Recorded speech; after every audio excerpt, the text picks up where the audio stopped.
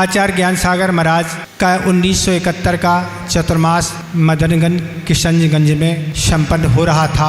उस समय मुनि विद्यासागर महाराज मुनि थे, आचार्य नहीं बने हुए थे, तो उनका 7 दिन का मौन था और मौन के साथ एक दिन उनका उपवास था और वह उपवास और मौन के साथ अपना लेखन कार्य कर रहे थे।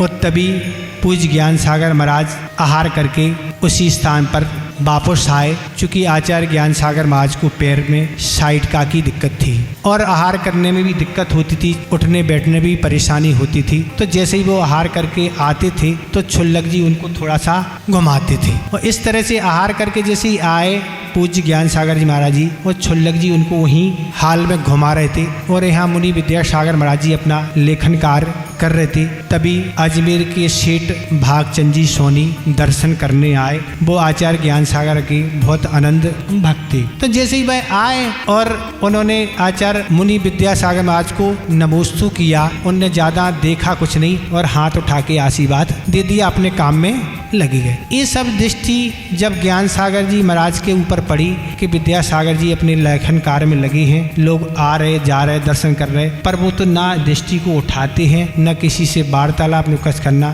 तब वह पूज्य ज्ञान सागर जी छुल्लक जी बोलो, छुल्लक जी से कहते हैं, छुल्लक जी देख लो, चौथे काल में ऐसे साधु हुआ करते थे जैसे ये विद्यासागर हैं। क्या कहा? चौथे काल में ऐसे साधु होते थे जो ऐसे विद्यासागर हैं, जो अपने काम में लगे हुए हैं, किसी से कोई मतलब नहीं। यही साधना ही मोक्ष मार्ग के लिए क्या है?